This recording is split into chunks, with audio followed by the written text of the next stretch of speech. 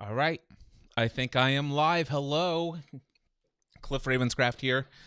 Should be live on YouTube, Facebook, and LinkedIn. Today is another Ask Me Anything session, and I just now recognized that I have not yet opened my Zoom. So let me go in here, join by ID, scheduled events. And let's see. How may I serve you?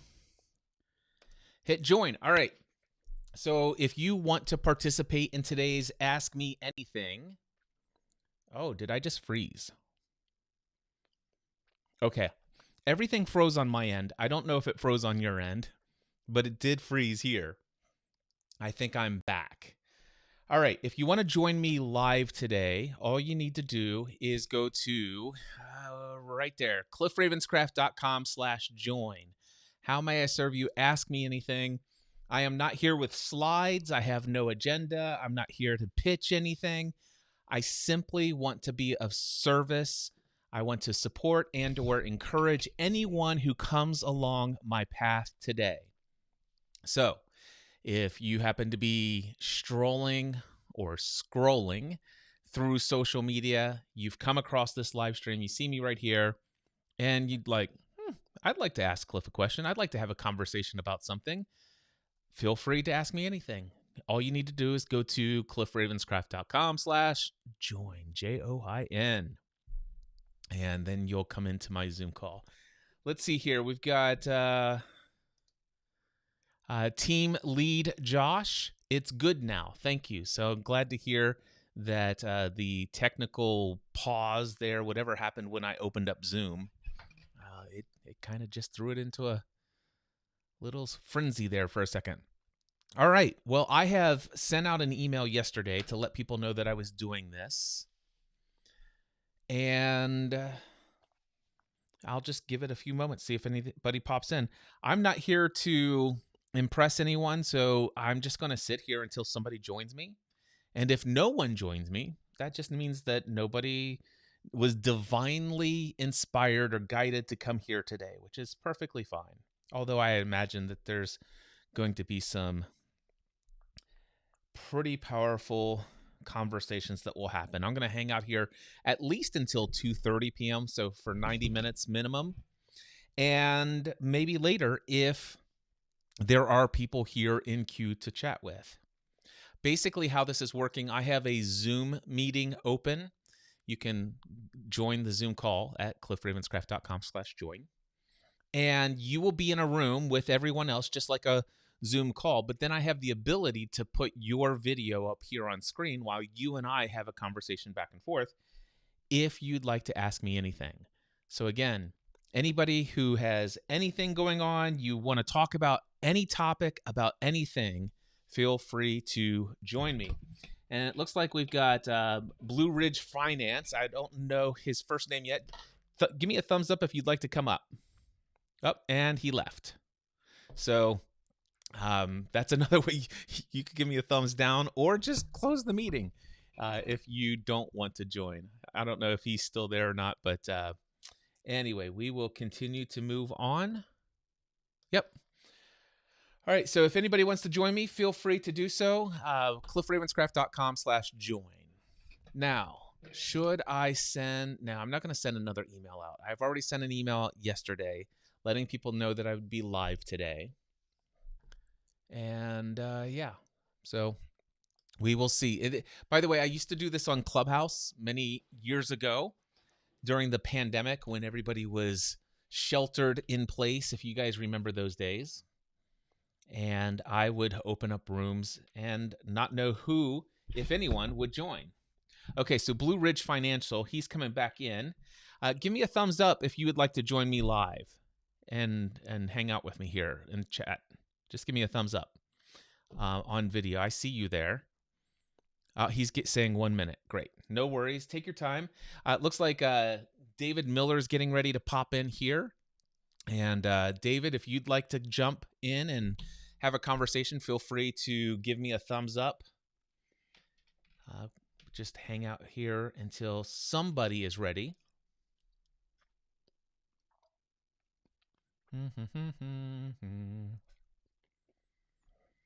I am finishing up the last little bit of a neuro mint.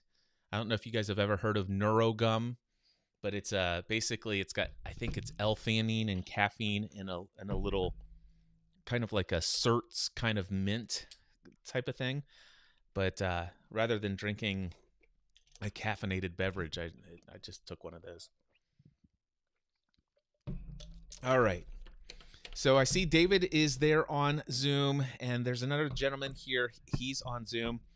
If anybody wants to come in, all you need to do is just give me a thumbs up and let me know that you want to come in, and I will bring you up here. We'll unmute you.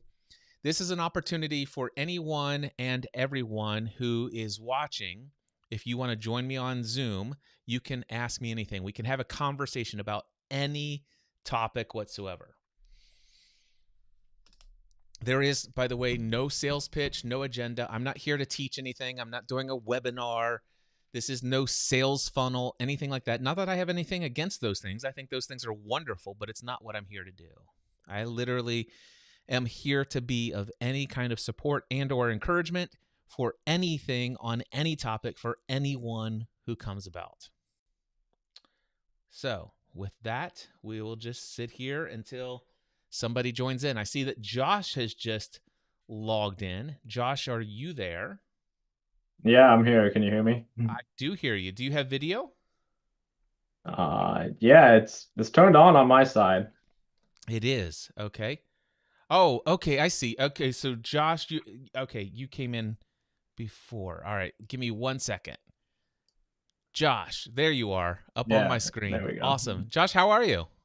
Yeah, I'm doing good. How are you doing today? I have never been better. It gets better every single minute of the day. Thank you for joining me. Did you hear about this because of an email that I sent, or did you just happen to stumble across the live stream? Yeah, I found you because of the email you sent out yesterday. So Sweet. Well, I'm I glad to hear that. decided, I'm sorry. I was yeah, just saying, I'm glad to hear that the email was effective and that even though I didn't send out a bunch of reminders today and all this other stuff, that it seemed important enough that you would be willing to put it on your calendar and make a point to join me. So, how can I be of service to you today? yeah. Well, basically, so I'm one of your like super old podcast subscribers. Yep. I started listening to you when I was like 15 or 16 years old. Way back. I'm 24 now, just turned 24.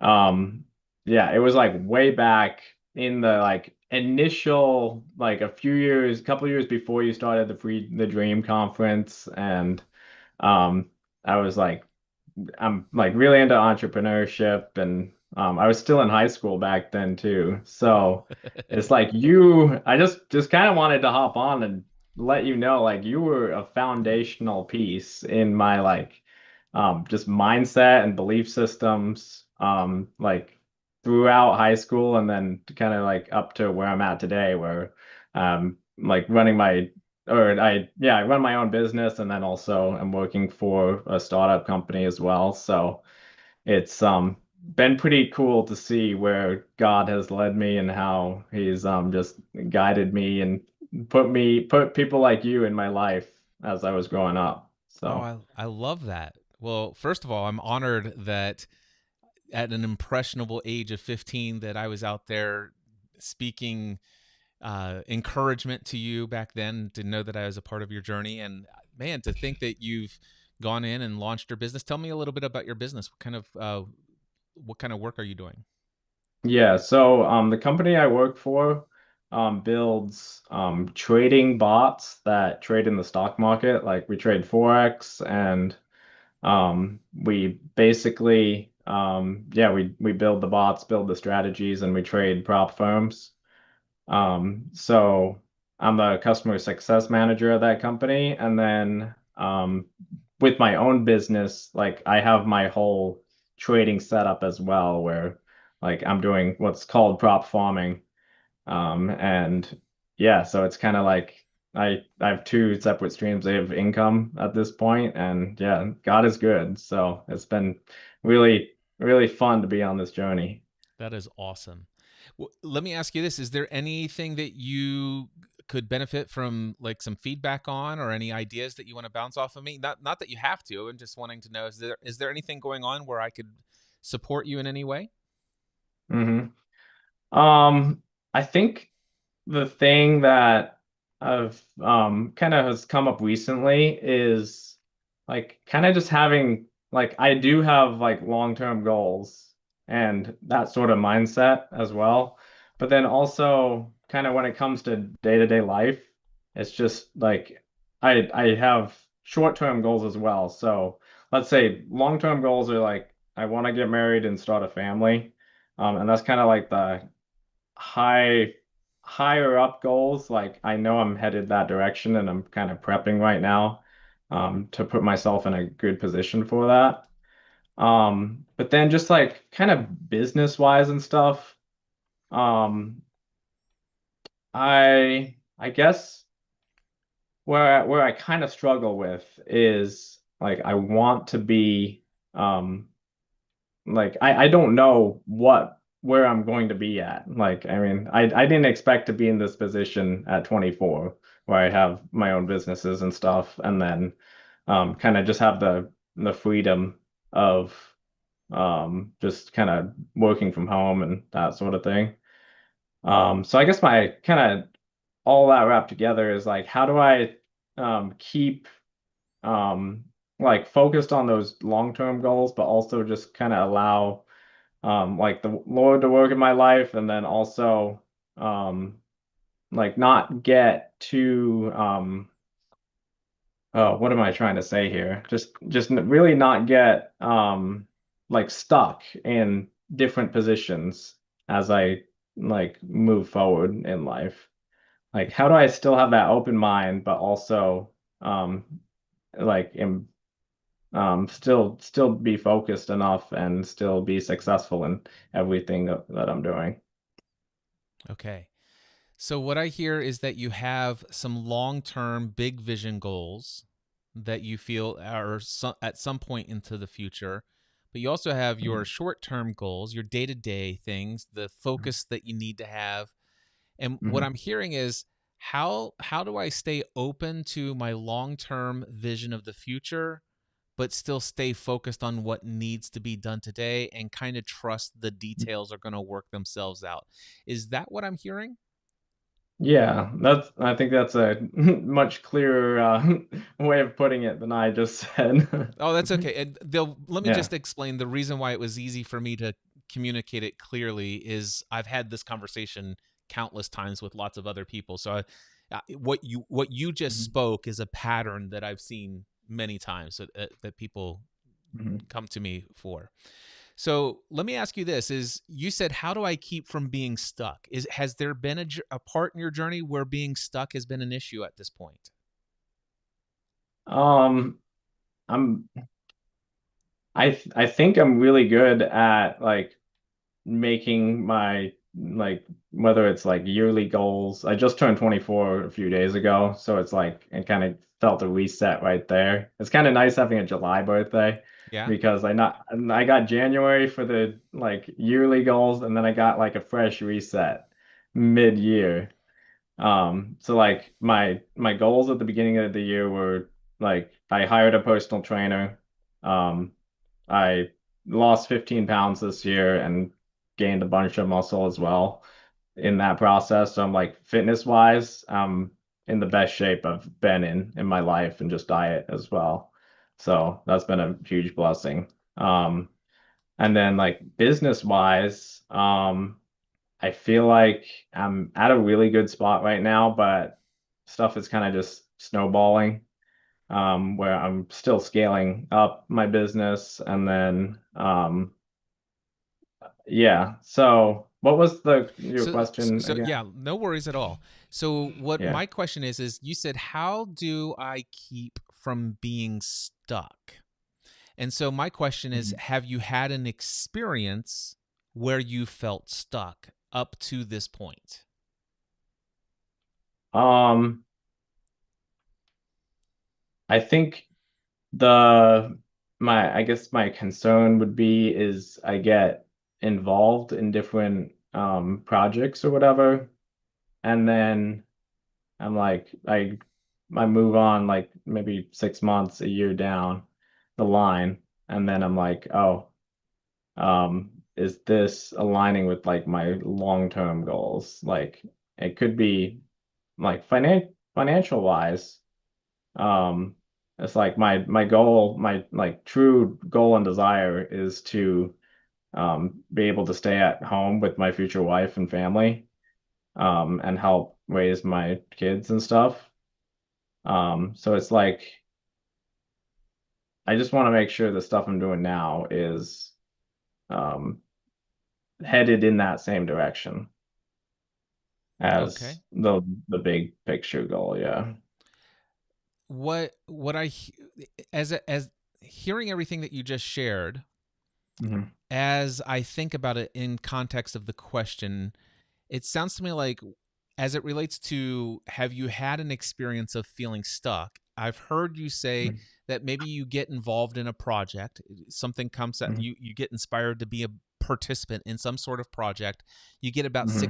6 months into it, and you realize, wait a second, I'm not sure this is quite aligned with my overall vision of the future, Hmm. and maybe I need to disengage from this project. Is that what I'm hearing? Yeah, it's like you kind of work on this and really passionate on it for a while, and then it's like, okay, is that this what I'm supposed to be doing? Like, is this Mm. actually helping my long-term goals? Yeah. Okay, well, there's an interesting phrase right there. Is Hmm. this something I'm supposed to be doing?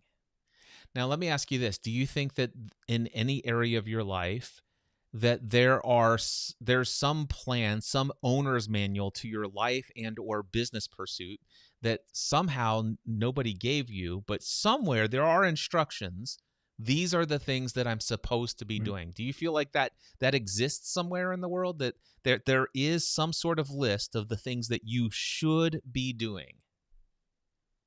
Um, I mean, I think as long as we're like going to the Lord in prayer and asking Him for guidance to help us make those decisions, I don't think there is one thing that He has for us. I don't think we have to find one thing that, like, He knows what we're like, what we're going to be doing in 10 years, but I don't think we have to find that exact thing.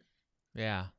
So when you find yourself getting to a place where you're 6 months into a project that you're not quite sure that it's aligned, but then you start asking yourself, oh my gosh, is this the thing that I should be doing? Or, as I evaluate, is this the past few months, have I been, another way of phrasing that question could be, have I been doing the wrong thing?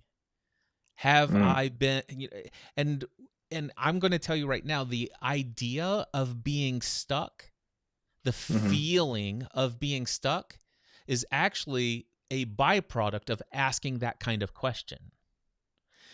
But when you take the question, is there something that I should be doing, or are there a list of things I should not be doing? And Hmm. then you come to the realization there is no such thing as any of those lists. There is no one thing, one direction, one path. As long as I seek first the kingdom of God, and I love the Lord my God with all my heart, and I love others as myself, and I'm seeking and open to the guidance of an inspiration from the Spirit within, Hmm. then quite frankly, everything is open to me. There's no one thing. It's like everything is permissible. Not everything is beneficial, but everything is permissible. There's an endless number of things that I could be doing. So one of the things that you could do, because I'm going to go back to your original question, what could I do to keep from getting stuck? Do you see how I'm coming back to that question? Yeah, So yeah, now, yeah. one of the things I can clearly tell you is to keep from getting stuck. And by the way, you're never stuck. That's the interesting thing. Um, I love how this ties in. This just came to me. You said you get two fresh starts each year because you're blessed to have a July birthday. Yeah. What if I told you that you don't have to wait until, as you know, you don't have to wait until the beginning of the next year. You could halfway through the year choose to have another fresh start. But you could also understand that you could have a fresh start at the beginning of every month. Let me ask you this. Do you agree with that? Yeah. All right. I Do, I do you I believe don't that? think it's as big of a like milestone. Like I mean, yeah, you get it, you do, but Well, it's let me ask. having Let's dig into that yeah. for just a moment, Josh. Okay. So, Okay. why is it less of a milestone to have a fresh start at the beginning of each month compared to once or twice a year? Mhm. I think because it's less frequent, Okay. like once or twice a year, so it feels a little bit different. It's a little more rare. So it's interesting to me that you talk about the idea that I sometimes I get committed, I commit myself to a project and I get 6 months in and I begin evaluating. And it's interesting that it's 6 months and it happens to be that you give yourself the idea of a fresh start 2 times a year, which happens to be approximately 6 months apart from each other. Mm. Oh. Whoa. So my thing is what if you could at the beginning of each month evaluate the projects that I'm currently committed to and ask, is this aligned? Do you see how it could be Mm. potentially? I'm not saying it is. I'm just, all we're doing here is playing with the way that you're thinking and perceiving your life and business and how things are. All I'm Yeah. doing is playing with the way that you're thinking about things. That's all I'm doing. I'm not saying that anything that I'm saying is right. It's just like, how malleable are your beliefs and perceptions about your life and business and what getting stuck means.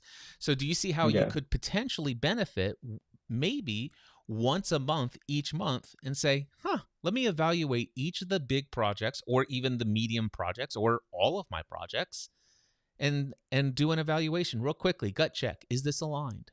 Does this align with my overall values, my vision and goals of the future long term? Hmm. So let me ask you again. Do you think that one could potentially have a fresh start 12 months out of the year? I think that would be possible, yeah. Awesome. I love it. Now that I've got you there, do you think it's possible that one could have a fresh start every Monday?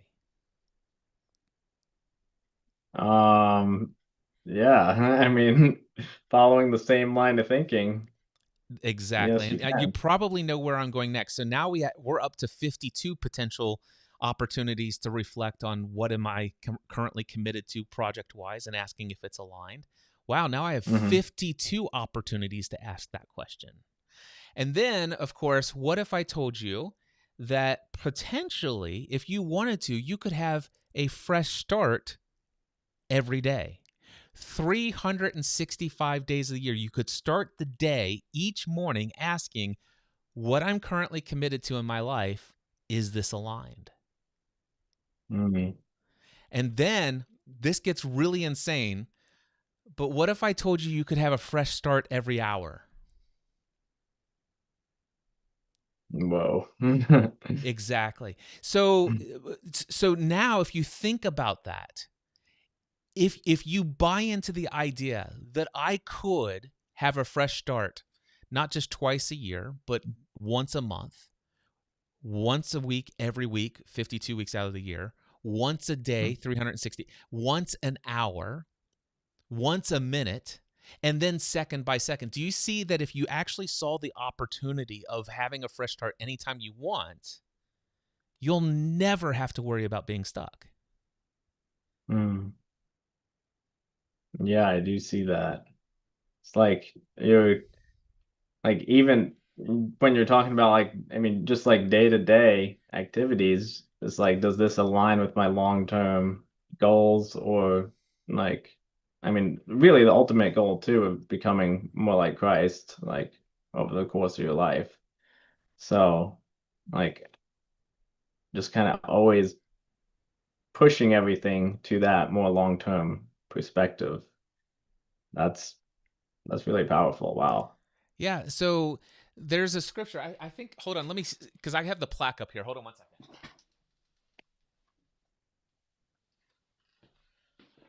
Proverbs 29:18. There's a wooden plaque up here. One of my mentors. I know you've heard me talk about him. He recently passed a couple years ago.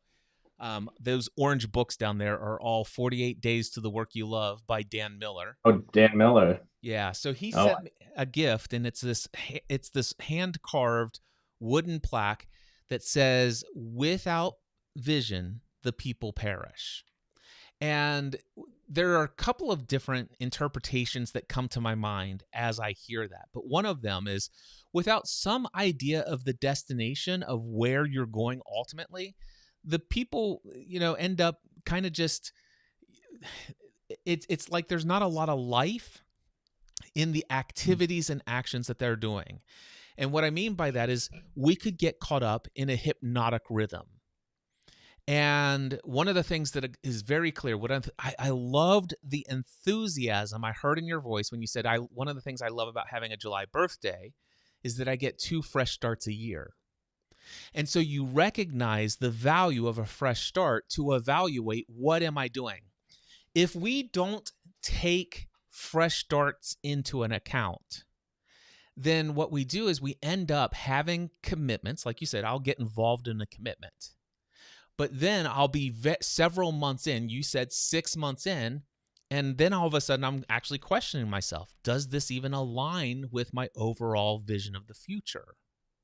And now what I'm getting at is, the fact is that you're going through, once you start a commitment and you start daily doing these things, and it becomes a habit and a routine and a pattern for you, eventually these things become autopilot. I'll give you a perfect example of this. I had okay. one of my one-on-one coaching clients, and when he started working with me, I said, "Hey, let me ask you this. What would you say is your number one biggest challenge that you face? Personally, professionally, spiritually, relationally, and any area of your life?" He goes, "Time." I'm like, well, that's interesting, because as far as I know, time is the one equal thing. Every single person on this planet has the exact amount, the same amount. That we all have the exact same amount of resources when it comes to time. He goes, "Not me." I'm like, "Tell me more." So you don't have 24 hours a day. Sure enough, we had a conversation. It turns out he did have 24 hours a day. But what he didn't know was where all of that time was going. So I began to ask him to give me an account of where his time is going. He says, "Cliff, I don't even know. It's just like it just gets away from me. I just..." And so the scenario is that he's not taken any fresh start approaches to evaluate what are the projects. He was in what we call hypnotic rhythm. He was in a altered state of consciousness called hypnosis. When we're sometimes driving in a car and we just have driven so much. You're 24 years old. You've been driving on the road for quite some time now, I assume. Is that correct? Oh yeah. And have you ever driven the same way home every single day, and then one day, as you're driving home, you pull into the driveway and you realize, I don't remember driving here. Yeah, You know, that's you, definitely happened. Exactly. And the reason why is because you do it every day. It's just a repeated pattern. Your nervous system, your subconscious mind, it's got it. This is just who I am. This is what I do. This is the way I drive. I know which lanes to switch in. I know what to be on the lookout for.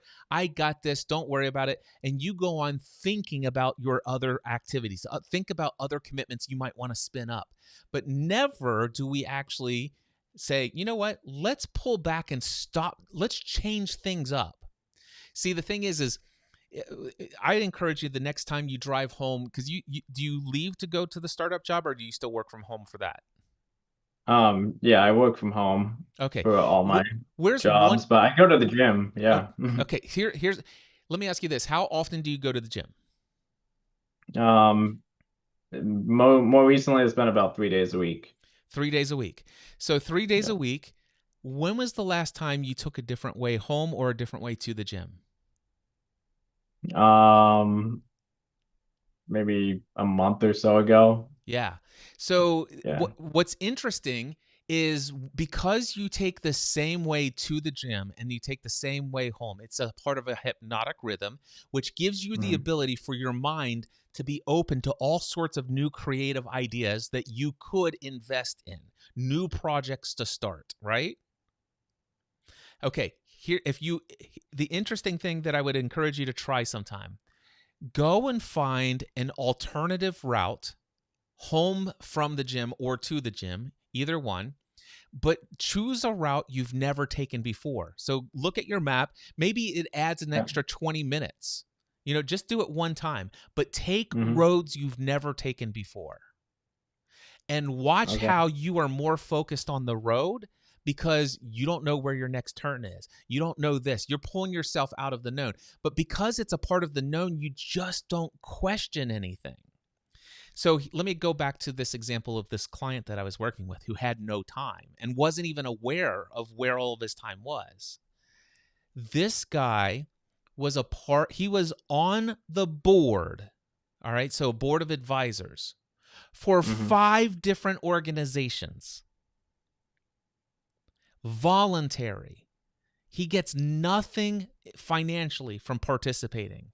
It's just that there was this one board. They really needed help. He had the value. He knew it. It was a heartstrung thing. He decided this is a project I really feel committing. I feel like I definitely have the free time. I could commit to this. It's, sure, it's only, twice a month, blah, blah, blah. Let me commit to that. And he started doing that. And then Hmm. he did it for the first year. And then they asked him to renew for a second year. And he did it a second year. And by the way, during that second year, somebody else said, "Oh man, it's so amazing what you've done on the board and how you've helped that organization. Would you be willing to help my organization?" So he starts in volunteering for another one because it could fit. He doesn't even think about dropping the first position when his next renewal comes or when the next elections come up. No, I can't imagine anybody else being the president. I've done it, and it's such an easy thing for me to do. I'm the logical best person for the scenario. And next thing you know, now all of a sudden it's about 15 hours a month minimum that are actually devoted to other people's organizations, leadership roles, and that's just 15 hours a week of meetings. That has nothing to say about the amount of the relationship management of all of the other things that are involved outside of the meetings. And this was just one area of his life where he was overcommitted. Now the thing is, Hmm. he felt stuck. But the one thing he never did was at the end of every year where they voted for new people, he never once considered saying, "You know what, I'm going to step out of this position. Somebody else needs to fill it for me." Yeah. But if we have, and he's never asked himself, he's like, "Okay, what is my overall vision? What is my goal? What do I want? I want to be at home every night for dinner with the family."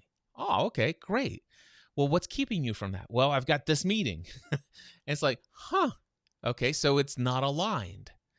But if one had a Mhm. fresh start, one could start, once a year evaluating, or twice a year evaluating, or once a month, or even weekly or daily evaluating what are the things that I'm committed to doing. And so if there's anything, I would encourage you to understand that every day you could ask yourself, what am I currently committed to in my life and or business? And are they aligned? What am I doing that I'm not even realizing I'm doing? So I want to share one other story with you, Josh. I was working with a client of mine, and I told her that um, I was doing an evaluation. I was starting to journal throughout my day some of the things that I'm doing and the time that I'm spending on it. And she told me about this app called Time Tracker or something like that. And it was this insane app that I could put on my phone, and I could literally create a little start and stop timer for every activity in my life. And I made a decision to go in and track every little tiny, it was obsessive compulsive, but I tracked Uh-huh. everything. And at the end of the month, I actually saw the number of hours that I spent doing each of these different things. And I'm like, that's insane. And it wasn't until I saw it that it became quite evident that so much of that was not aligned with my own values, my vision of the future, and how I want to live my life. So there are a couple of things that come to me. Number one, recognize that it's good to have specific times where you will say, I want a fresh start. I want to evaluate. I would encourage you to do that more than twice a year. How frequently you do it, completely up to you. But to set up a standard routine, regular, frequent schedule of saying fresh start, evaluation time, what are my current commitments? What are the activities and actions and commitments and projects that I'm invested in? And when was the last time? And now is now a good time for me to evaluate, is this still aligned? So those are the few thoughts that come there. And then one other thought that comes to my mind for you, Josh, is this. You had briefly mentioned the fact that, I have this idea, big picture of what my goals are. I want to be married. I want to work from home. I want to be in a position where I can help raise the children. These are my values. This is my vision. I don't know how all that's going to play out. And how do I get from here to there is one question. You didn't say that question, but that it's an obvious question that comes from that. One of the things that it's very clear is that you trust that that's going to happen. But the question that came out is, how do I stop from getting stuck into something that postpones some of those things, right, from naturally happening? Maybe in we have talked about whether or not they should happen at a specific time, certain things. And that's not necessarily the case. But here's what I will share with you. When I left my career in insurance to go full-time self-employed, I had a overall vision of what I wanted. I wanted to work from home.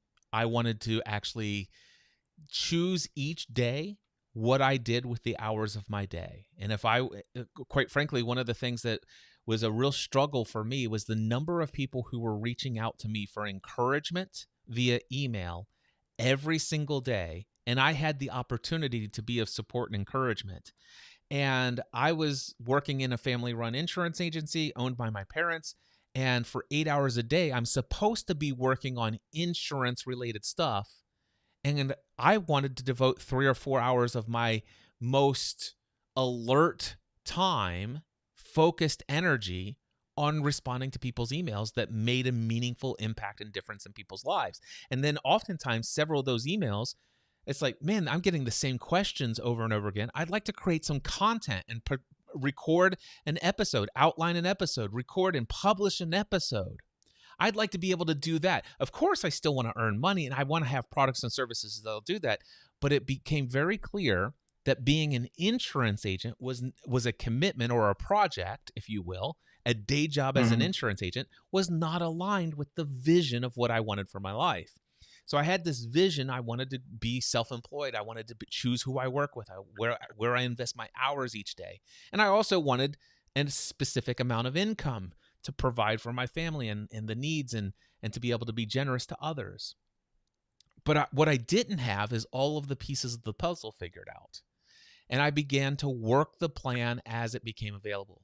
And I just started to say, okay, what could I do now to help me get there? And as you say, projects come up and I start investing in them or committing myself to them. And the interesting thing is the number of projects where I invested, 3 months, 6 months, 9 months, sometimes 2.5 years, sometimes 5 years doing something.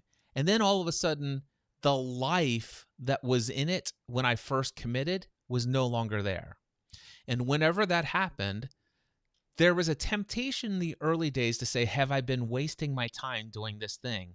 Because at the end, it was no longer aligned. Here's what I will say. Nothing was ever wasted. Everything I've ever committed to, I have always picked up valuable skills and experience and expertise, and or the most valuable things, I learned a lot about me through the process. I've grown and evolved based upon, it's like, wow, why did I commit to that? Why was I so easily agreeable to volunteer for this particular opportunity when clearly now it doesn't make a lot of sense? And if I knew now what I knew then, not in a million years would I have said yes. And then I was like, it's like, oh, I see what it was. I was afraid of how other people would perceive me if I said no. And that's why I said yes. And when I said yes, I really liked how people praised me. And then all of a sudden, it was through those processes, and I had to have that happen a number of times to realize that if I'm concerned about how people will perceive me, and if I live for the praise of others, my life, my time, my effort, my energy can easily be controlled by the desires of others. Now, I had to actually go through all of that to learn that about me. And so while that may not be a marketable skill that I'm going to use later, it certainly helps me be more discerning when I'm starting down with each of my fresh starts about what do I want to commit to next. Mm-hmm. Was that So helpful? basically, at that point, when you get to the end of it, you're instead of like looking back and being like, oh, I wouldn't have done that again, you're looking at the lesson or what you learned out of it Yeah. One of the and things using that. one of the Yeah. things that has been so valuable for me, Josh, is to stop feeling any kind of guilt or shame about anything that I did in the past that I wouldn't do today. Because no amount of negative feelings is going to change the fact that I did those things. So the question I have is, what is there for me to learn from it? What can I gain from it? What can I carry from it that will benefit my overall vision of the future, or how I desire to be in the world today? And you'll Mm-hmm. find that there's always things for you to learn and grow from. And the greatest thing is it keeps you eventually you will commit to less and less projects that are not aligned. You won't be foolproof. There's likely still going to be a couple of opportunities that come down the road and stuff like that. And I don't think I will be swayed by somebody's praise or lavish, where they say, oh, Cliff, you're the greatest and we could think of nobody else better than you, and just imagine how this is gonna, all the people that you'll be introduced to who will learn about you, and this is going to be a part of your legacy. I mean, I'm not influenced by that at all anymore. And I'm Mm-hmm. also no longer influenced in my decision making based upon how will they perceive me if I simply tell them no. I'm not concerned about that. But I can tell you that I still may have a couple of things inside that I'm not currently consciously aware of that are some limiting beliefs that could get triggered by an opportunity that I will agree to and stuff like that. But the great news is I don't have to wait an entire year for me to evaluate, is this still something I want to do? I don't have to wait 6 months. I don't have to wait till next month. I could choose day by day. How is this? What's going on here? Now, an example of this is a friend of mine asked me, Cliff, will you do a podcast with me? Will you be a co-host on my podcast? It'll be our podcast. And I said, sure. Okay. And I'm like, okay, let's do this. But in my mind, it was going to be, okay, we're probably going to do a couple of episodes or whatever. And then just out of nowhere, it just became an assumption that we were going to do this weekly. And it was just going on and on and on. And I'm like, this doesn't feel right. And so eventually I'm like, hey, why don't can we take a break? This is becoming more of a obligation than a full body commitment for me. And I don't like how I'm showing up in the episodes because I'm not fully there. I'm finding that as I'm creating the content, there are sometimes I'd rather be somewhere else. And I think that that's not a great thing. And so we decided we'll take a couple months off and we would do a second season maybe a couple months later. I'm like, great. And then when that came around, I'm like, okay, let's do a second season, but let's agree right now that we will only do X number of episodes. And at the end of that, we will determine whether or not I want to continue to participate. And so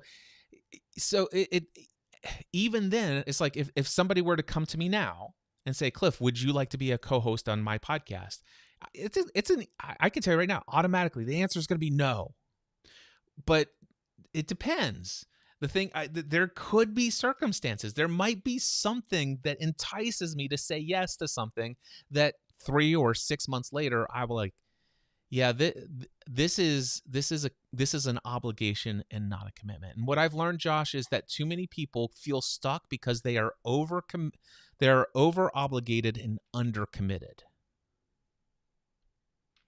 They've got way too many projects and they're not fully committed to any of them or enough of them.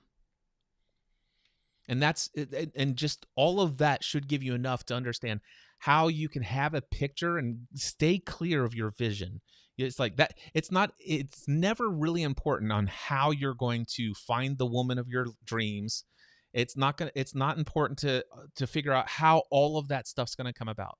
What's important is that you never lose sight that that's your destination. That is where I am heading. I'm trusting every day, divinely guided. I am moving in that direction. It is an inevitable situation for me. This is happening. And do the best you can when you're making commitments, but recognize that not every one of them is a commitment that you would ever make again if given the opportunity. But never really feel guilt or shame about it, but instead say, what can I learn about myself? How can I grow and evolve? How can I be more discerning in the future? It's never a right or wrong thing. It's just the thing that I did. And what are the results that I got? And are they aligned? I love the fact that you yourself said, is this aligned with my goals? Was that helpful for you? Yeah, that was really powerful, Cliff. I appreciate you going so in depth on everything. And just as I'm listening to you talk, it's like it's reminding me of so many because I used to listen to you all the time, like whether it was like I used to listen to podcasts all the time. So it was like when I was mowing. I remember, you know how you remember certain places when Oh, you yeah. listen to podcasts? Like there's certain neighbors' yards I used to mow. I can go to that spot and I can remember what you were talking about there, which is pretty cool. But just yeah, just as you're talking, yeah, just it's just reminding me of so much of the just information and value you kind of instilled in me in those years. And I'm also thinking about like how I've applied that in my life, um, and like actually have implemented it and how much it's actually positively affected me. So it's really cool. Like it was always my dream to speak to you. So it's like it's pretty cool that we're just chatting right now and then just like so many years later too. Yeah. Because I haven't been following you recently, like probably since 2020 since I started working full time. But yeah, I'm still on your email list, and then I'm always like it's fun checking in with people. So Yeah. Well, I'm yeah, so glad you did today, Josh. You know, your story of how you were listening to me back when you were 15 and how much, you, because what you're saying, by the way, the things that you're saying, I have my own version of that of, people like Dan Miller and Michael Hyatt and so many and Leo Laporte and Mhm. mentors in my life. And so I have Yeah, been in the seat where you are. So I'm totally resonating. And it's such an honor for me to be reminded of all of the fact that there are adults out there who are making a difference with their own businesses today, and they were listening yeah, to me when they were a teenager, and that's fun. So I mm, appreciate you. I really appreciate you helping get this live stream started today by joining me on the Zoom call and stuff like that. And I just want to say this, Josh, the door is always open. If I could ever be of any support and or encouragement to you, please reach out to me. This is who I am. This is what I do in the world. I just show up and I want to be of support. I want to be of encouragement, and I appreciate the opportunity. okay. I will keep that in mind. Thank you, Cliff. Absolutely. Hey, will you do me a favor? Again, yeah. Shoot me an email after you get a chance, just so we can stay in contact. Yeah, totally. All right. I'll do that. All right. Many blessings. Have a good one. And by the way, feel Uh, free to uh, hang out on here as long as you want. I'm just going to wait for some other people, but no pressure to do anything else. But drop out anytime you want to. You don't have to stick around. yeah. All right. See ya. Yeah, I'll hop over to the YouTube stream. Sounds great. All right. Thanks. All right, thanks. Bye. All right. So there we go. This is what it's like, my friends. This is what I'm here to do. How may I serve you today? I'm going to take a drink of water. I see that David Miller is on here. David, are you available? Do you want to have a conversation? Just let me know. And if not, no big deal. There's no pressure. I have no agenda other than to be available for whoever is divinely crossing my path today. So if there's anybody watching on the live stream, all you need to do is go to cliffravenscraft.com/join. cliffravenscraft.com/join. There's a link there to join the Zoom call, and then I can bring you up here.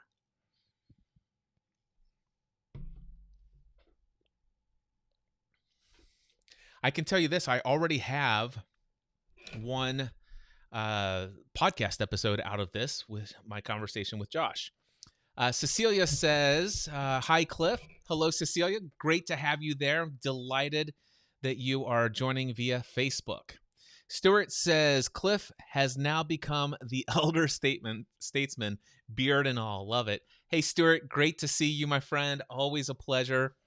And yeah, definitely enjoying the new season of life with the beard. It is the first time I'm 50 something. I think 52. I think years old, and the first time in my life I've ever had a beard, and I'm really enjoying it. And thrilled that you're here. If anybody wants to join me on Zoom, all you have to do cliffravenscraft.com/join. And Cecilia says I can try. Excellent. So Cecilia is going to try. Let's see here. We got. Hey, I'm here. Yeah, let me pull you up on my screen here. Give me just a second, and just change my display to 9:16. And Cecilia, how are you? I'm doing great. I look great on 9:16, don't I? Yeah, you look wonderful. Hey, how can I be of support? Well, first of all, let me ask you this: how did you discover this live stream? Did you just happen to be flipping through your feed and see that it was live? Yeah, and excellent. Yeah. So I saw that, and but I wanted to come up. Well, first of all, I'm on the Greyhound. So if you hear any noise and see that's what's happening, I'm one of the crazy ones that absolutely love the Greyhound. So Yeah. I started in Utah and headed to New York City. So, but I don't know if you remember, but we met on Wisdom. Oh, the Wisdom app. Okay. Yeah. Yes. And so, and Jessica Armstrong was doing 100 Days of Brave, and I came up with 100 Days of Kudos to You to overcome my fear of speaking on the app. But Jessica was inspired by you coming up and saying, give yourselves at least 100 days to do something and see if you like it or not. She did 100 days, and I was trying to overcome my fear of speaking on the app. So I decided, since Jessica's doing 100 days of something, then I'm going to do 100 days. So, and then when we celebrated finishing on the same day, our challenge finished the same day together. That was July 7th, 2022 or 23. I can't remember. But I'm still doing it. And recently, like last year, a company purchased the Little Wisdom app, and the bigger company purchased the little company, and they started paying me for the talk that I've been doing already for 3 years. So I'm doing it for over 3 years now, and now just the past year, starting to get paid for it, which is pretty awesome because I never thought, that would, I never even, it never crossed my mind, that I would get paid for this. I mean, I was trying to overcome my fear of speaking on there. I was never like a public speaker or anything, So being able to serve the community with celebrating their wins every day, yeah, it really, I just love how it turned out, you know. I don't think I really had any questions. I just kind of wanted to share that with you because you were Jessica's inspiration and Jessica was mine. So it started with you though. And so I think you should know that. And I think, it was, you know, it was just really cool how it all happened. And you wound up being on Jessica's live stream the day that we were finishing, that we celebrated our 100-day challenge. Yeah. So that was pretty cool. Well, Um, that and is now, awesome. now yeah, and now I think, you know, I'm ready for something more. You know, I'm thinking more like something live. Uh, I I'm I feel like it's not much of a challenge to come up and speak here anymore, speak to you or speak to anybody, you know, that I want to continue challenging myself. So now it's like, all right, what am I gonna do? What's next? You know? Yeah. Do you mind if I ask you some questions? Sure. So the first thing is the Wisdom app. I did not know that the Wisdom app was still out there. It's an audio platform that was kind of, you know, the outgrowth of the popularity of Clubhouse back in the day. And so Yeah. you're saying And that it's the no longer wisdom. It's oh, no what's longer wisdom. okay, what is it called today? It's called Noom Vibe, NOOMVIBE. NOOM as in Mary?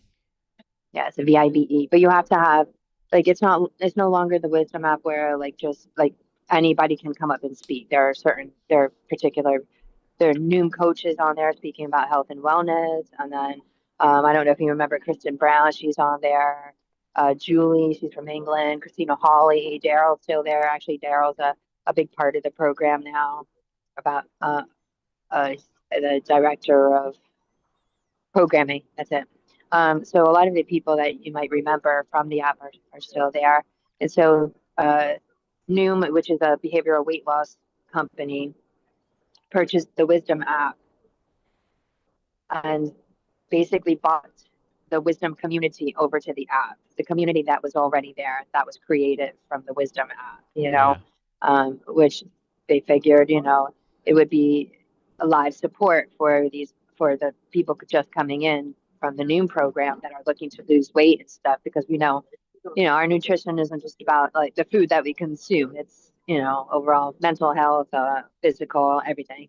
Um, there's so many things we consume on a regular basis. So yeah. Nice.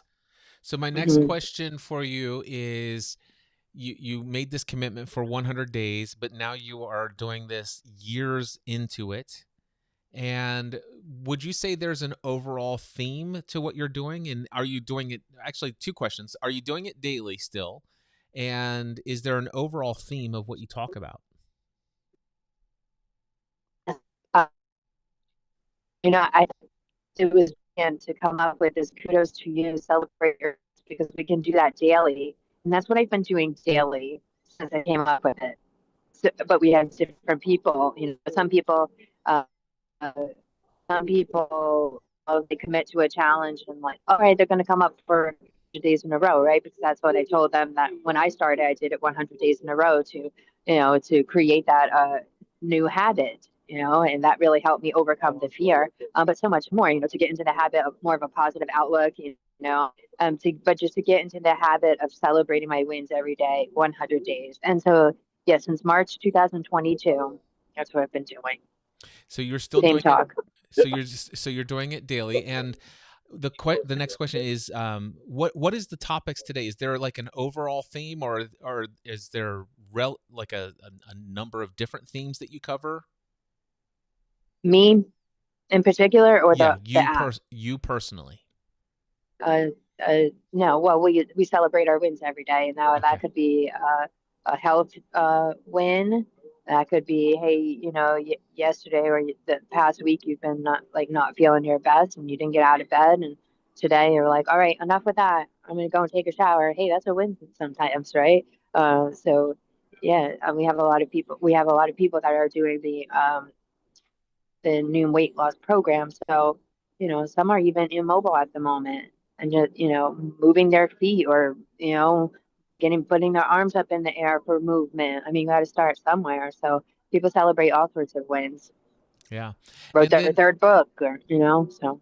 let me ask you so this is you sharing your recordings and then people can tune into it, kind of like the Wisdom app.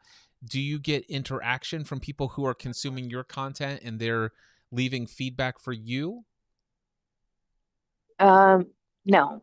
So it's like the Wisdom app where it was one-on-one. So I have Okay. guests come in and celebrate their wins every night. Okay. Re replays, I mean, I guess there's people replaying, but that's only like community members who want to know what's going on in the community. So they'll, Okay.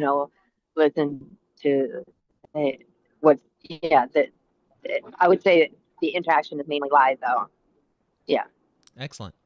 And the Yeah. next question is, are you from Utah? And if so, what's in New York? I'm actually more from New York. I was born in New Jersey, but I lived in Brooklyn for 20 years. And I just went out to Utah because I wanted to check out Salt Lake City because I've never been there. So, yeah. And I don't know, I've been loving the Greyhound, the buses. I left, what's today? I don't even know what today is. Today's Wednesday. Yeah. So I left Monday at 7 a.m. Utah, and I'll get into New York City in a few hours. So just about 3 days on the bus. I'm curious, So I love it. what does a trip from Utah to New York City on a Greyhound cost?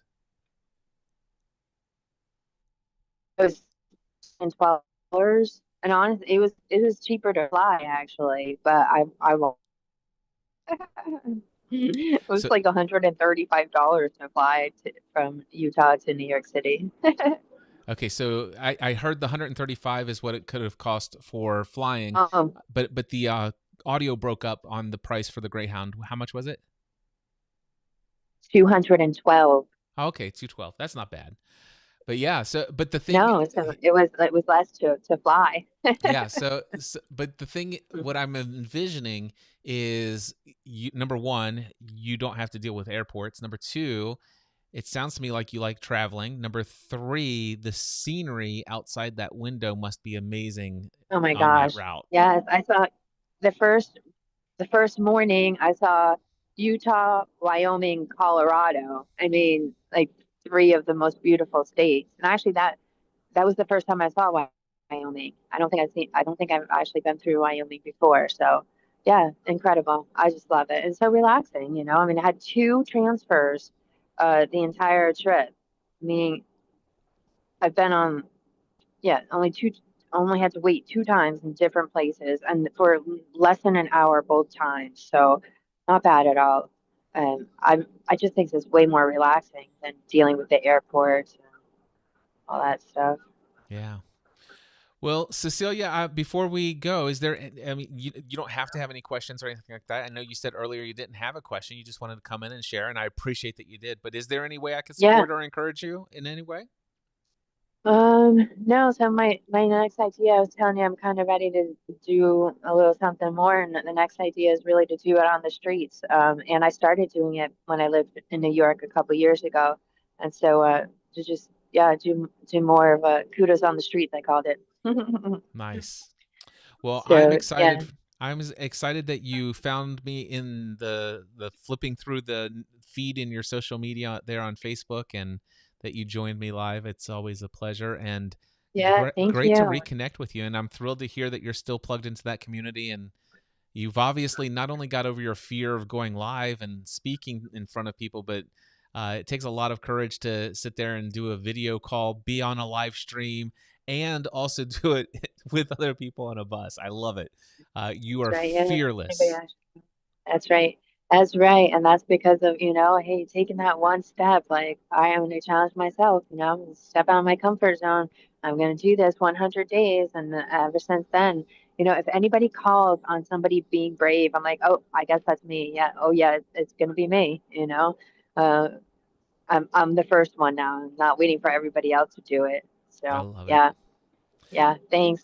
Thank you for joining me, and feel free to reach out anytime. Thank you. All right. Bye. Bye, Cecilia. All right, there we go. If anybody else would like to join me today, I am here for no other reason than to be of support and encouragement to anybody who simply comes across my path today. This is an opportunity. If you wanted to, you could ask me any question about anything. There are people who, if you've ever had like a coaching question, you're like, man, I wish I could have Cliff in a coaching conversation. You could come here and ask me anything, literally any topic. Nothing is off limits. And I've been going for 61 minutes now. I was going to do a minimum of 90 minutes. So I'm here until 2:30 p.m. Eastern time, no matter what. Even if I sit here by myself for the next half hour.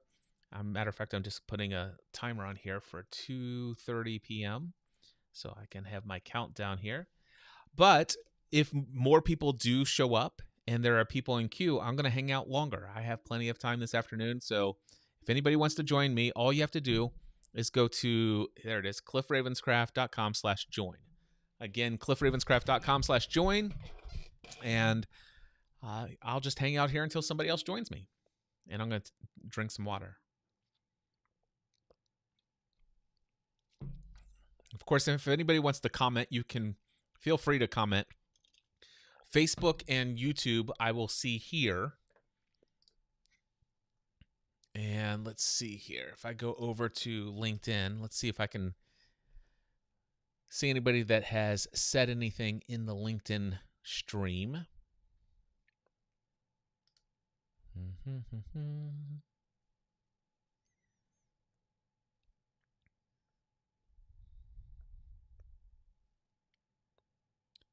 That's 23 hours. Join live.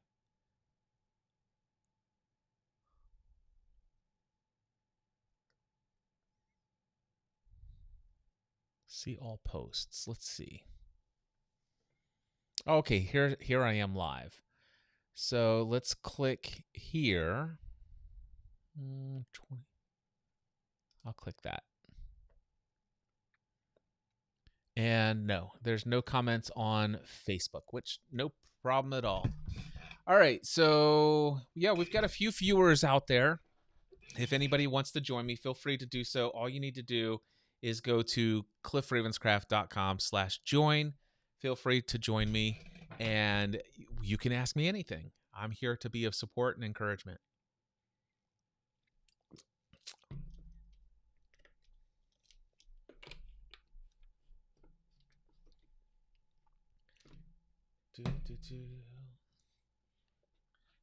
I will tell you while I wait for somebody else to join me.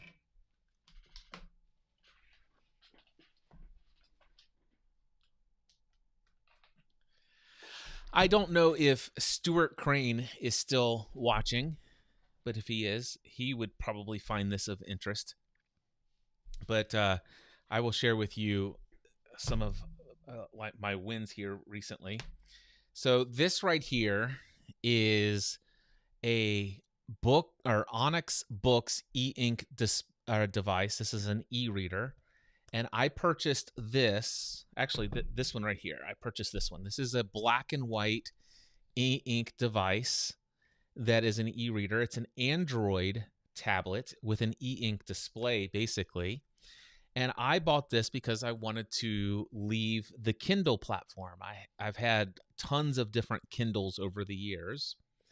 And I chose that I wanted a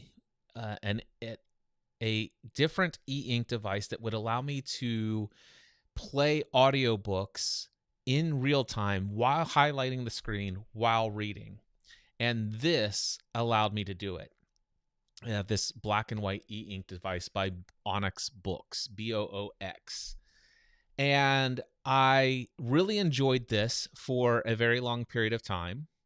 But then my wife wanted a Kindle Color Soft, and I bought her that. And I'm like, the one thing I really miss and I didn't have this with any of my previous Kindles. By the way, Gary, I see that you are there, and hopefully I'll get a chance to bring you up next here. Can I get a thumbs up if you want to join me, Gary? Yeah, there we go. So Gary's there. Give me 1 second. I'll be with you. But I started out with this e-ink device to have the ability to do the audio. And then my wife wanted the Kindle Color Soft. And then I'm like, I really want to be able to highlight in color. And so I went and got this one. This is the actual Books Onyx Color 7. So it's called the Color 7. And this gave me the ability to, it's an Android e-ink display as well. It allowed me to play the audio just like this. It's exactly the same. These two devices are exactly the same, except this one has the color display. But then what I found is that the resolution wasn't exactly the same. And because the Android app is designed for a high refresh screen, there are a number of times when I'd want to highlight across pages and stuff like this that, the latency was not desirable. And my wife's Kindle Color Soft just looks so much better. And while the Kindle Color Soft does not allow you to listen to the audiobook and have it highlight while you're reading, one of the things that I've noticed over the past several years since I've owned these Onyx devices is while I desired to have that a great deal, I found that I didn't use it as much as I thought I would.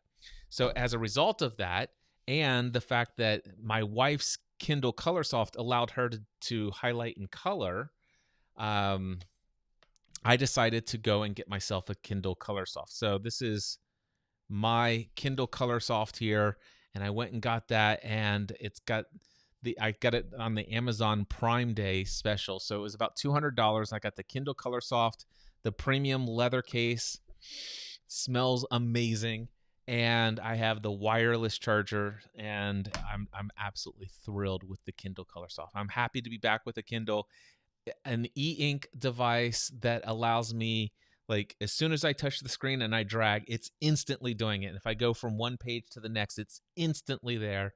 I'm back into the Kindle. I was always in the Kindle ecosystem. I was just using the Kindle Android app on the other device. Lots of features there, a lot of functionality. They're great devices, but it will never replace a operating system that's meant to be displayed on e-ink. So Kindle Color Soft. That's my non-paid ad for Kindle. All right, so we've got Gary coming up next. Let me pull you up on my screen here. Feel free to unmute yourself, Gary. And give me 1 second. I'm gonna switch you over to my other version of this. There you are, over top of me there. Gary, how are you? I'm good. How are you doing? I have never been better, and it gets better every minute of the day. My friend, let me ask you, what brought you here today? Did you get the email and you came here to check this out, or did you just see me on streaming on one of the platforms and decide to join me? I saw you on Facebook streaming, and I've seen a couple of times where you've been streaming, and I hadn't been able to do anything, but I just want to stop by and say hello, and it's good to see you on screen. Well, thank you. It's a delight to have you here. Let me ask you this. How long have you been out there following some of the stuff that's been going on in my world? Long before you moved into your house. Okay. However many years ago that was. That was June of probably 2014. Around 2015, 2016, something like that. Okay. It would have been a little bit earlier because 2014 is when we moved into the house. So probably 2012, 2013. Okay. Yeah. I was thinking back. I went to PodFest 2015 because I was starting to get really interested in podcasting. But, it all kind of runs together at this point. So many years have passed. So, But yeah. Are you still doing the podcast Answer Man? So my main show, which is called The Cliff Ravenscraft Show today, the first 500 episodes or 400 and some odd episodes, I don't remember when I changed it, but it was originally Podcast Answer Man. I just rebranded it to The Cliff Ravenscraft Show. And I just published episode 772 just before I went on vacation for the 4th of July. So yeah, that show is still going. I did launch another show called the All New Podcast Answer Man podcast, where every episode is meant to be evergreen. And let's see here. If I pulled that up, I don't think I even have that show subscribed in my thing because, I do. There are 26 episodes of the All New Podcast Answer Man. And the most recent episode was November of 2024. And that show gets that podcast would get an episode whenever I feel inspired to do something for it. Very cool. Yeah. I'm writing this down, making myself a note so I'll remember. Yeah. So let me ask you, Gary, what are some of the things that you're up to in the world? What's making your soul sing today? Combination of grandkids and going to the gym. Okay. And I've got a podcast that I was trying to get going, but life kind of got in the way. But trying to get myself back to that. So you had a podcast? Yeah, actually, I had a couple. I had my first ride podcast.com, and it was about people talking about their first cars, their first rides. Nice. And it was kind of fun. So my first car was a 1964 Volkswagen. I remember your Volkswagen that you got. Yep. And you recently sold it, I think, didn't you? I did. I just sold it in October, I think, of last year. Yeah. So that was my first car.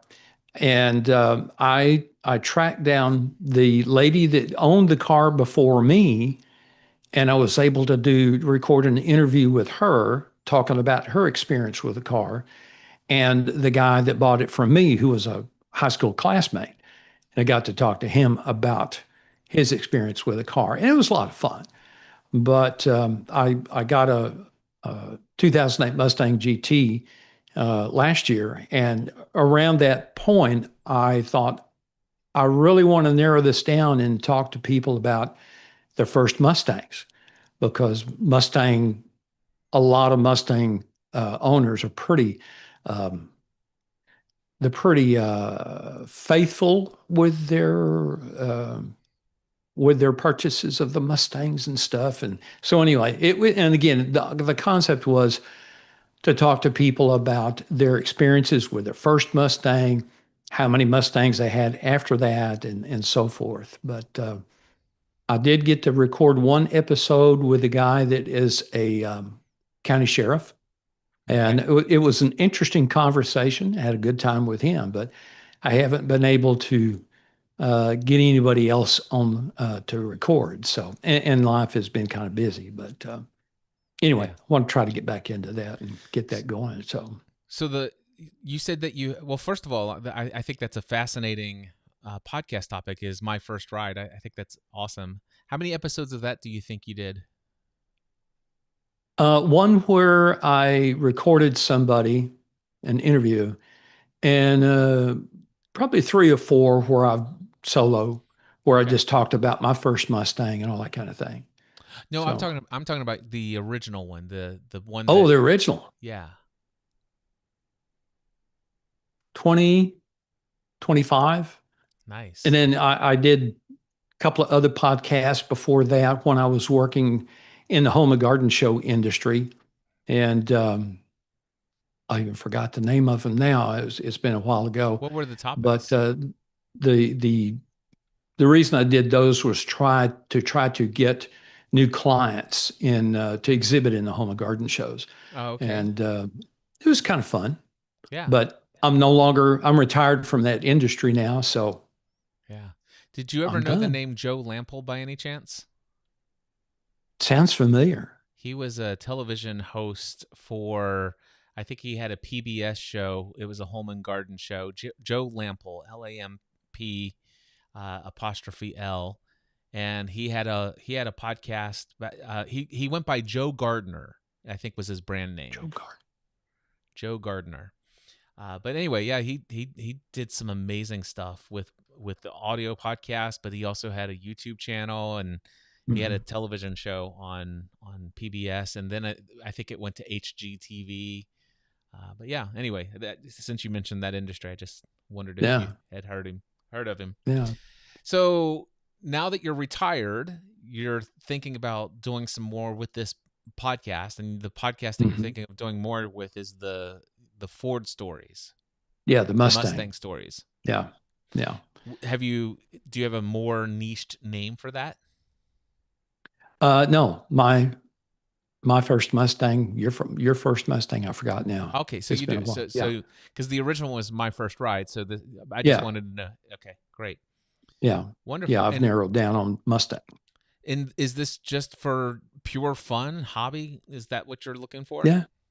Yeah. Just for grants, just to be able to meet some people and talk with people Yeah. and if anything else came of it, then that would be great too. But, you know, and I've gone to car shows and I tried to talk to some people at car shows about doing a podcast and didn't get good reception with doing that, especially with some of the older guys. I mean, my age and older, they didn't know what a podcast was necessarily. And so, that I kind of dropped that.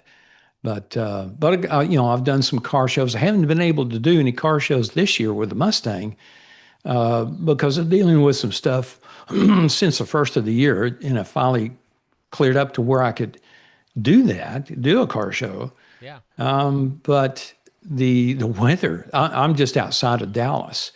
And so either it was going to be too hot or it was going to be raining.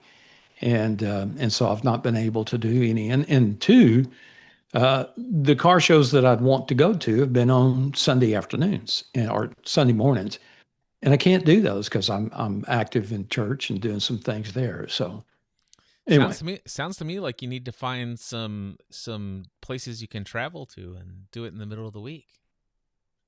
yeah, one of the things I thought about was joining. There is a National Mustang Club, and joining that and contacting them about the possibility of somehow connecting with the membership for them to tell their story and to record it. So I just hadn't moved forward on that yet. If it were me, what I would do is I would get a couple more of these podcast episodes out there, maybe consider some consistency as far as frequency of release of scheduled content. And then once you got a good streak going, I would reach out to the organizers of that club.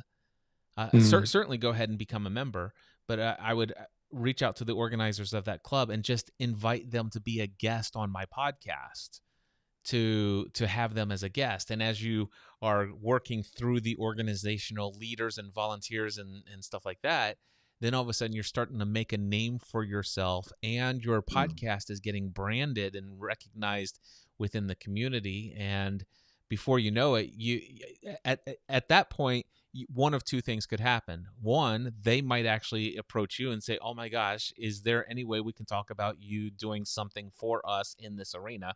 I've seen this countless times. Or number two, once you've established some rapport and they understand the level at which you are operating in this arena, then when you make such a proposal, they kind of got a feel for who you are and what you're all about. Yeah, cool. Yep. Very cool. Yeah. Have a question for you. I love questions. Yeah. What do you see coming up in the podcasting space for the next couple of 3 years? I know that I went to podcast 2015 and that was cool. Podcast 2025 is coming up here in Dallas.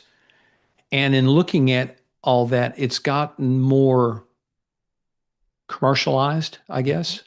Not so much independent podcasters. That's my impression. So what do you see coming up in the podcasting space over the next 2, 3, 5 years? So when you say coming up in the podcasting space, like, is there in your mind like a particular field or in like focus within the community? Because the podcasting space, as you just said, it's big, it's huge. I mean, you spoke about some of the older folks in the car community that may not yet know what a podcast is, but I mean, today most people know what a podcast is, and ironically, most people today have listened to and are subscribed to and listening to podcasts today. So, when you say what are some things that you see, is there a particular area that you want me to focus on my thoughts on? Maybe this example will bring better clarification to what I'm thinking about. There are certain podcasters that I listened to uh, 10 years ago and 10, 15 years ago. And their production quality was good. The audio was good, uh, but it wasn't overproduced. And those same people seem to be, they do their production value very well, but it's almost like it's overproduced. And it lost that personal feeling. Yeah. And so I don't know. I was curious if that's a trend that you see of people becoming more polished, if you want to use that word, more like TV, or if there's a segment that's trying to keep it raw and real. Yeah. Well, there's definitely I've witnessed what you're talking about. Quite frankly, I'm pretty sure my own content is reflective of that. When I consider the old episodes of Podcast Answer Man and how raw and real and authentic it was, and then eventually at some point there was a time in my own journey within my own podcasting content that I wanted to stop producing content just for the sake of creating content, and I wanted to every episode to be a 10 out of 10 quality, that if you listen to this episode you would want to go and listen to the episode before it, and so on and so on and so on. And there was a time when I was doing just that. I would edit I would record for an hour and 30 minutes, and then I would edit that to where there would be 47 minutes after I was finished with the edit, but every single phrase, everything seemed like it was perfect. But all I did was edit out all of the imperfections. So if you're speaking about that, I've done that. And then, of course, the other thing is in a conversation, I used to create content and I would have topics and I'd have ideas and people would ask questions and I would just answer them, kind of like I'm just extemporaneously right here, right now, answering this question. Whereas if there was a time in my own production where, let's just say you sent me this question via email instead of here live on this stream, I might have during this season when I was overproducing, when I was focused highly on having high production value. I don't want to call it overproducing as much as it's just was my intention was to make it seem very professional and a great representation of me professionally, to make a good impression. What I would have done is I would have taken your question and I might have outlined it, and I might have, I wouldn't go so far as scripting it, but I might have a very detailed outline. And so what you would get is less of a off of the top of my mind and just throwing things out there. Whereas it's like, oh, I've already thought this out, and here's what I want to share. I'm here. I've got something to say, and I'm not going to take any side roads. I'm not going to do any tangents. I'm not going to let you into any private, personal details that are not in alignment with what the topic of focus is here. Mm-hmm. And so there was a season in my own content where I was doing that, and I don't know that I actually paid attention to, has there been a trend of other people doing that? Ironically, in all of the years that I've been in podcasting, which, by the way, I'm coming up on 20 years now, and I think there's never been a time where I've ever been subscribed to more than 10 podcasts total. And that's outside of my own shows, to listen to and make sure that things are there where they need to be and they show up and sound the way that I want them to sound. But I'm talking about other people's content. Never more than 10 podcasts have I ever listened, been subscribed to and listened to regularly. And today, let's see, I am subscribed to, let's just exclude my own content, 4 podcasts. I'm subscribed to 4 shows. Wow. And one of those two of those shows are produced by one person. So I still listen to Mac Break Weekly every week from Leo Laporte and the crew there. I am unsubscribed from This Week in Tech. It got way too political for me personally. And so I just finally unsubscribed from it. But I still do Mac Break Weekly from Lilo Laporte and his community. And then Father Roderick Von Hogan has a private premium podcast that I pay for access to. And he has a public podcast that he does. And I listen to those. And then there's a married couple from New Zealand who travel the world called, their name is Brian and Liz Deacle. And it's a drama podcast. Now, with that being said, I think that Leo Laporte has always been super produced, and not necessarily overly produced, just super produced. I don't think it's super ever produced. Now, the first 7 or 8 episodes of This Week in Tech, it wasn't even called This Week in Tech back then, but those were very raw. But when he eventually he got his format and his high production quality. He dialed that in. It was a part of his show early on. Didn't he come from a TV background originally? Yeah, he came from ZD TV and Tech TV. Yeah. So, but Father Roderick, he actually also went through a scenario. So he had a podcast that was originally called The Daily Breakfast, and then it was called The Break with Father Roderick, and it's gone through all sorts of different iterations.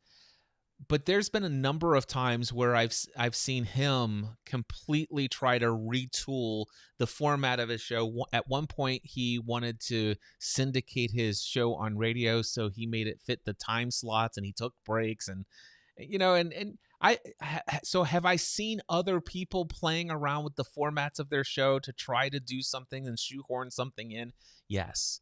Ironically, and by the way, one thing I'm getting at, Gary, is I don't have a lot of other evidence to show you, because I was never really one to look at the trends of what's happening. And by my own admittance, I didn't actually listen to a ton of podcasts. I was very much interested in people's personal story style podcasts, people in a couple of tech shows.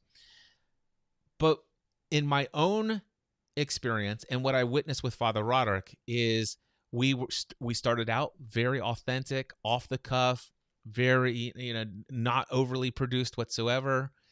I and Father Roderick with one of his shows went super overly, highly produced. Yeah. And then eventually that became so much that it was not enjoyable. And both Father Roderick and myself today is like, listen, we hit the record button and we start talking. Now, for me, I may still do some editing here and there. There might be an episode that's more highly produced than others. But it's just been recently that I myself have gone to this. I really am not creating a single piece of content to impress anyone anymore. I am creating content because I feel led to share what I'm experiencing. And if anybody wants to listen to it, fine. And if they don't want to listen to it, fine. I'm certainly no longer here to impress you, to try to persuade you to hire me or anything like that. It's just like, it is what it is. And there's one show that I'm doing right now. It's called Building a Life and Business Together. And you can find it at buildingalifeandbusinesstogether.com. It's a podcast that I do with my wife. And about 3 or 4 months ago, we changed the format of that show. Instead of us both sitting in the studio behind our Heil PR40 mics, which, by the way, was still very unscripted, off the cuff, very authentic. I mean, extremely authentic. But we got ourselves out of the studio, and now we go out for a walk. And I'll show you what I got. I've got these Tascam DR10L Pro lavalier recorders. So basically, I have one and she has one. This one's got Mickey Mouse ears on it, so this one's my transmitter. Or not. This is not a transmitter. This is not wireless. This has an SD card and it records. It's just a little lapel mic. I put it on me. She's got one here for her, so you can see the Minnie Mouse sticker. This one's hers. And we go for a walk. And then after we're finished walking, and we don't even have an outline, we don't have topics, we start our walk, we hit record, and we just chat for an hour. And whatever we say, is captured. No, there's no editing. I do have to do post-production with this show. I have to actually take her wave recording, my wave recording, put them into a multi-track session. I have to align the 3 claps that I did at the beginning, edit out the beginning of the 3 claps, but I don't do any editing of the content itself. So I just mix it down to a stereo WAV file, then I save it to an MP3 file and I publish it. And this one is hilarious. If there's ever an episode to check out, it would be episode 39 of this podcast. And let me click play because I want to see what the actual length of it is. It is 1 hour and 49 minutes in length. And the title of the episode is Boat Rides, Fried Green Tomatoes, and New Beginnings. So imagine this. We're on vacation, and instead of going for a walk, we have our recorder on. We're inside my parents' lake house, and you hear us open the door to walk down the stairs to go downstairs. That's the first thing you hear is this door creaking open. And all of a sudden, we're just talking to you, and we're telling you, hey, we're going on a boat ride here on a lake, and we're going to talk about our vacation, what we've been experiencing. We're getting ready to go home in a day or so, and we're going to share with you what's been going on for the past 2 weeks on our vacation.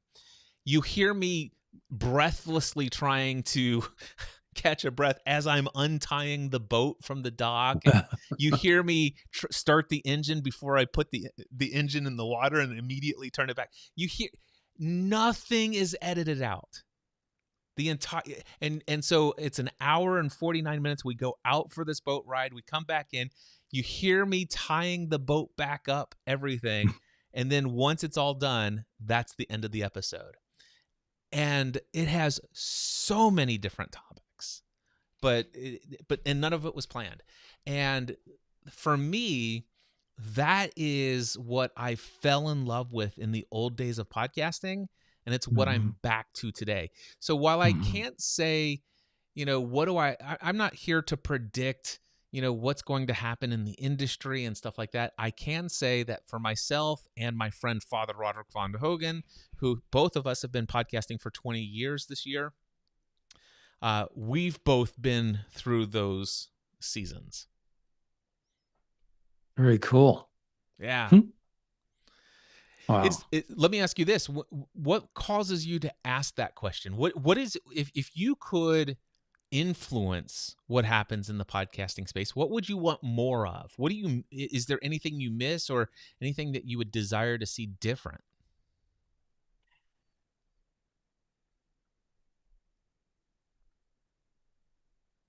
I think the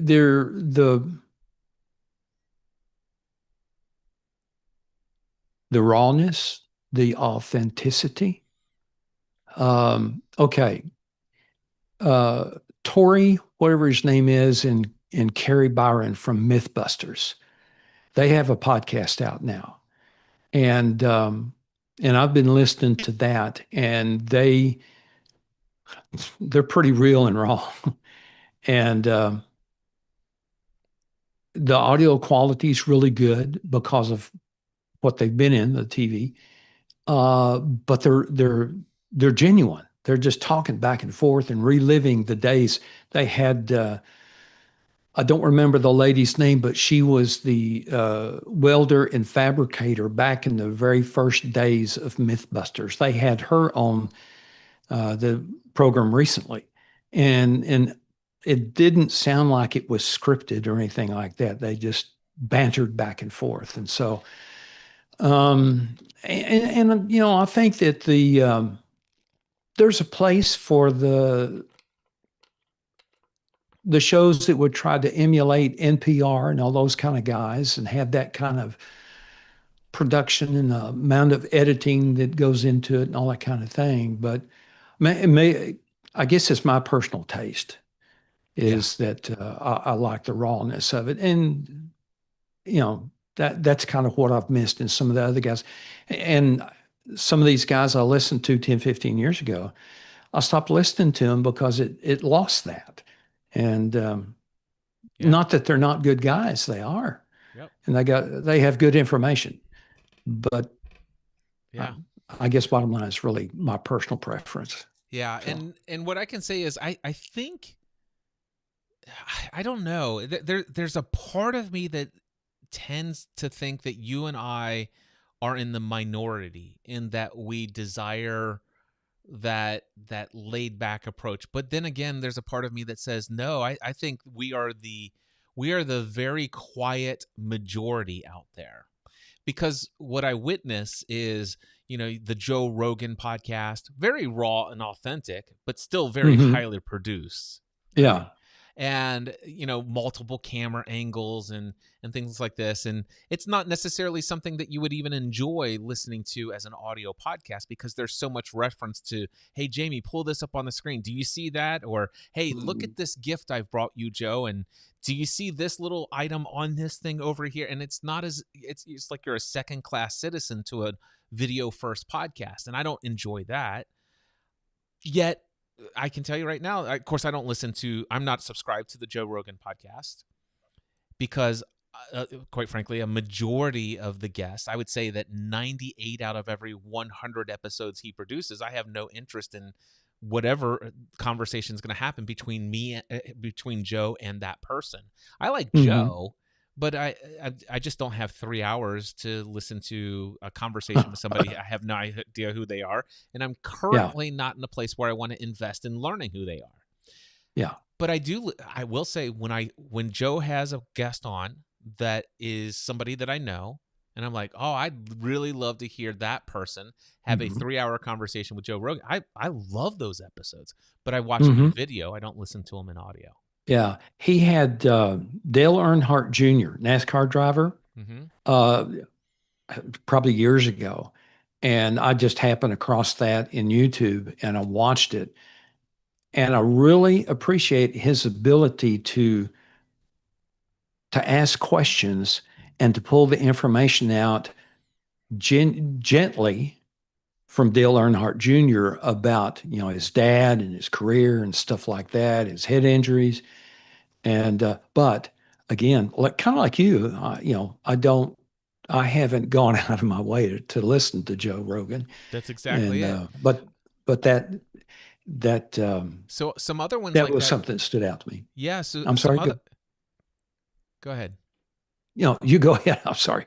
I was just going to say, some other ones that stand out to me is like Diary of a CEO. I don't know that guy's name, but yeah, man, you're talking about amazing production value.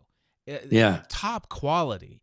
But it's the same issue. It's the lengthier episodes. They're video first, lots of reference to what's on video. I don't want to listen to it in audio form. And quite frankly, maybe 99 out of every 100 episodes he does, I have no interest in the topic and or guest. Same thing with Lex Friedman. And I would say Theo Vaughn, I watch him just for pure entertainment every now and then with somebody these have risen, at least in my mind, these are the most popular and most commercially successful podcasts, the ones I've just mentioned. And I have almost zero, I am just above zero interest in those shows.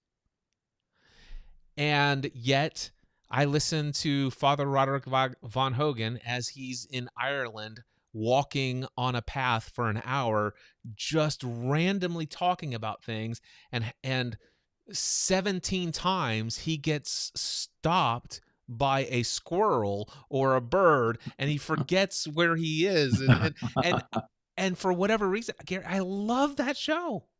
Yeah. I don't know what it is. It's like there's nothing in this content from Father Roderick and or It's a Drama podcast from Brian and Liz Deacle that is like making my life better measurably, some strategy or insight or some knowledge that if I apply it, it can change everything about the trajectory of my personal or professional life. Nothing like that is in there at all. By the way, I'm not saying there's no value. It's just the value that I'm finding is not in the information. It is in the raw, authentic storytelling. Yeah. Yeah. Dale Earnhardt Jr. has Dirty Mo Media, and I've listened quite a bit to him, and he's another one that their production value in the sense of it's stayed pretty much the same. It's been good. But he's able to tell the stories and interview people and pull out the information. And it's like it's drawing you in and you're sitting right there in the studio with them and you're a part of that conversation. Maybe that's the deal right there, that he's got that ability to draw, or at least draw me into the conversation without me having to say anything. Whereas some of the other podcasts that I've listened to, they don't have that ability. They're talking among themselves. Well, I can definitely see what you're saying there, but I'm very interested, Gary, to find out what it is about the people that you say. There was a handful of people when they were raw and authentic and unscripted, and they weren't so concerned about production value. I used to love listening to them. So there was something about them, those people, those specific podcasters years ago that drew you in. But when all of a sudden they started outlining, and it's like, okay, every episode's got to have some deliverable, demonstratable return on investment of you listening to this episode, and I'm going to decide ahead of time what I hope you're going to get from this episode, and it becomes this super produced thing that lost your interest. What is it there that changed? Was it just like, I'm not here for the information, I'm not here for the education, I was just here for the raw way you shared? That's a very good question. There's one individual that I listen to a lot. Every episode, I binged on his content. And then, and I can't put my finger on it, what changed, but it changed. Maybe it was me. Maybe it was where I'm at. I don't know. It could be it. And I can tell you right now, there have been a number of seasons of my life where content, it's not necessarily that they changed, it's just that I changed. And yeah. And that happens as well. Yeah. But ding, light bulb moment. Yeah. But the going to your original question, what do I say? The interesting thing is that I still see podcasting. This is a hot take and maybe a controversial opinion on podcasting, but I see podcasting exactly the same today as I did in December 2005 when I first started it. And that is the fact that anybody, in fact, the only thing that's changed is that it's easier for just about anyone to get into it if they truly wanted to. All right. I'm not saying that everyone should, but anybody who truly wants to get into podcasting, it's never been easier. And you are afforded exactly the same opportunity today that I was afforded in 2005. And some people will argue, well, Cliff, that's not true. You were one of the first few hundred podcasters in the world, and as a result, there were a lot more listeners, and there were very little people competing for the attention of your show on your niche topic. And I would say maybe that could be argued. However, today, the number of people who are listening to podcasts is way exponentially higher. Percentage-wise of the growth of the audience of people who are actually listening to podcasts today, that growth is through the roof compared to the number of people who are actually creating content today. Yes, both have gone up, but the audience size has drastically gone up. Yeah. I'm enjoying this. Yep. But my wife, okay, she came in my office and said, my computer's down. And then she just texted me, about to scream, all caps, exclamation mark. So I have to go attend to see what's going on with her computer. So Gary, don't even bother. Just go and take care of your wife. Feel free to reach out to me anytime. It's always a pleasure. Okay. All right. Cool.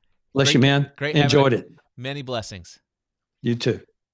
All right, so there we go, my friends. Let's see here. We will just throw that on mute, and we will move on. But man, that was a fun conversation. Those are good topics. Lots of things. Oh, the one thing I'll just wrap up with my thoughts on the podcasting. the interesting thing that we have today is you could have a passion about any topic and create content. And it's easier for you to share it with people today. You could actually create a Substack around your topic, around your niche, and people who don't typically listen to podcasts, but I think most people know what a podcast is today. And if you could actually take your very authentic and unscripted episodes of your content or your highly produced episodes, you could take and create a transcript of that.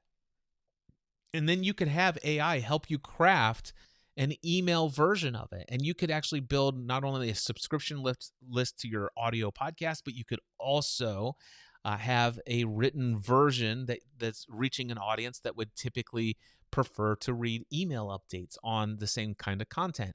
And if you're not a writer, but you like to speak, today that's never been easier than it is now.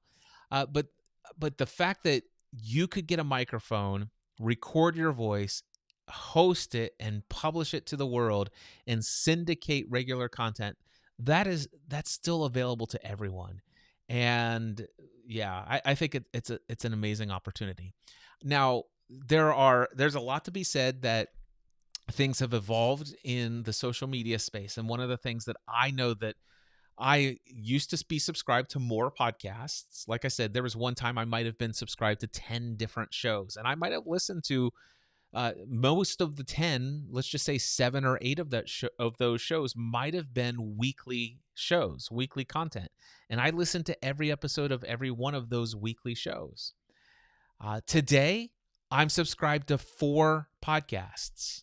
And let's see, 1, 2, 3, 4. All 4 of them were weekly. And I still listen to all 4 of them, ironically. However, that's a lot less content than I used to. And what's changed for me is the amount of time that I actually consume content on TikTok. And TikTok gives me bite-sized content, and there's just something about that platform that I really enjoy. But the ironic thing is there are some people on TikTok that I love their content. And some of them have a podcast, and not in a million years would I actually go and listen to a weekly podcast from them. Who they are, the topic that they're talking about, or the way that they communicate, what really resonates for me is their TikTok content. And I checked out their podcast, and I'm like, not for me. I really enjoy a good 90-second or 3.5-minute TikTok video from this person. I'm not so much interested in their 47-minute episode. And vice versa. There are some people out there who I subscribe to their podcast and I don't watch their YouTube channel and or their TikTok videos or whatever. And it's just, it is what it is.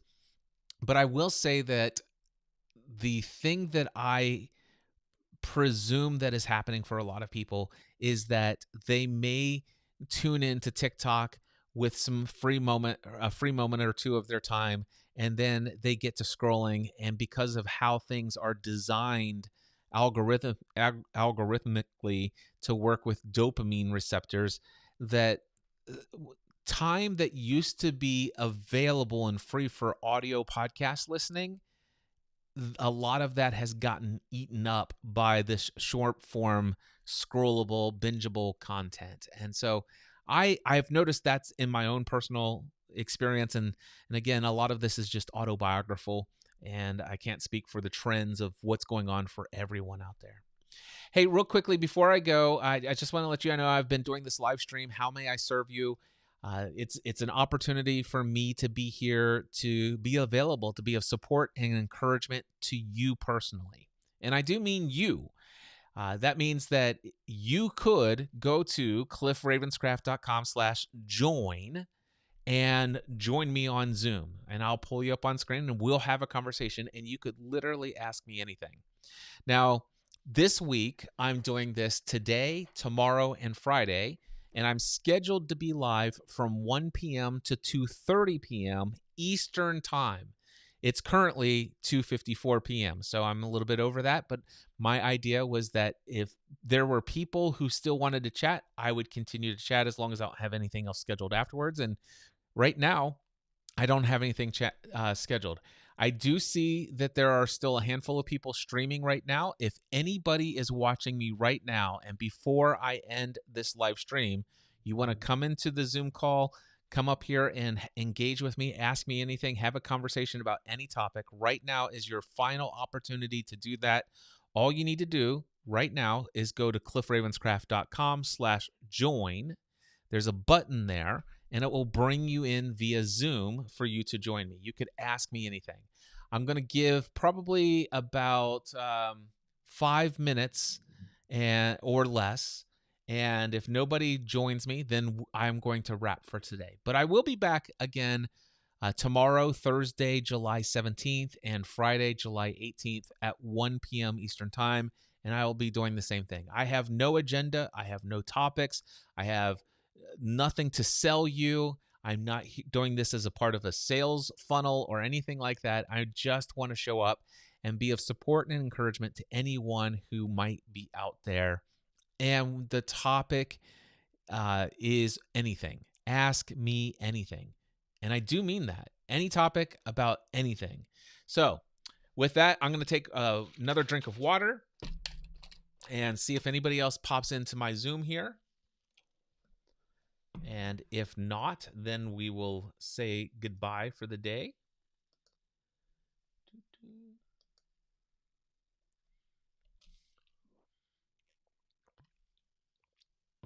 I got 4 minutes and counting. Last call. If anybody wants to join me, ask me anything. How may I support and or encourage you today? cliffravenscraft.com/join. And if you'd like to be notified in the future when these things happen, all you need to do is go to my website, cliffravenscraft.com, and simply sign up for my mailing list. And you will get notified when I do these. I sent one email yesterday to let people know that I'd be doing this for these 3 days. cliffravenscraft.com. And you scroll down, and there's a little section that says, experience the transformative power of soul-aligned living in just 60 minutes. There's a place to put your name and email address. Click that and hit access video now, and you'll be on my mailing list. Of course, you'll have to approve it as well so you can confirm your email subscription. All right, final call. This is the last. I'm going to close things down here in just a moment. But just so you know, if you're actually getting ready to click that button, I'm in no rush. Also, so I will be fully present with you. There will be no rush. I will be here to support and encourage you if you were to go to cliffravenscraft.com/join right now, come into Zoom, and we will be chatting. Otherwise, you can always come back and join me tomorrow at 1 p.m. Eastern Time. All right. Nothing seen. I don't see anybody popping in.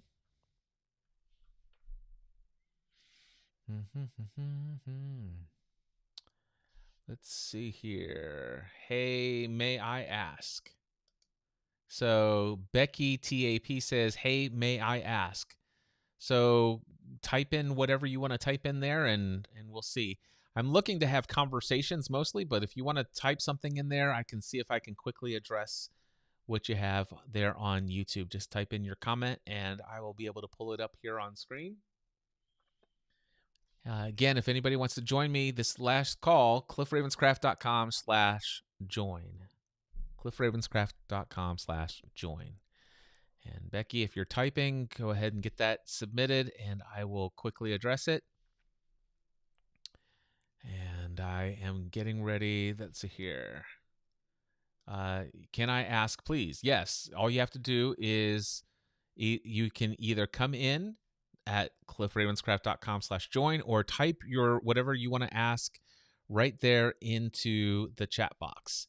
I am going to shut down in 1 minute if I don't have a question and or a Zoom participant, and I will be back tomorrow at 1 p.m. Eastern Time. So I'm looking at my clock now. It is almost there.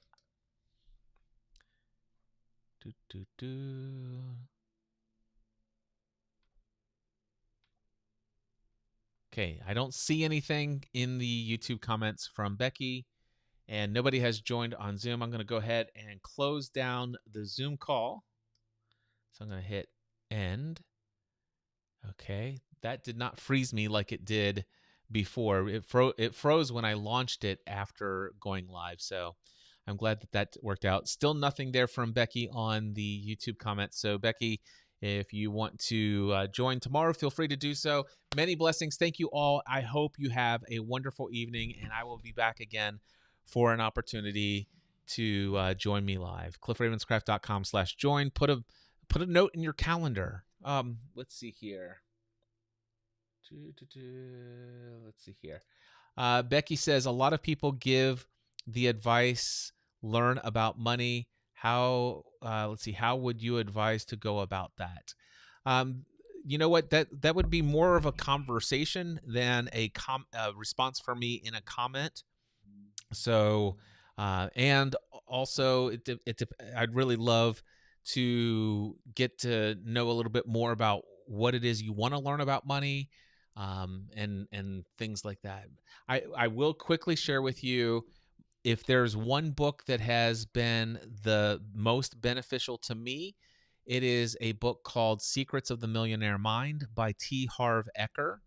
Let me just go to Secrets of the Millionaire Mind and by T. Harv Eker. Let me pull this here and pull that here. So this right here is the book I'm referring to.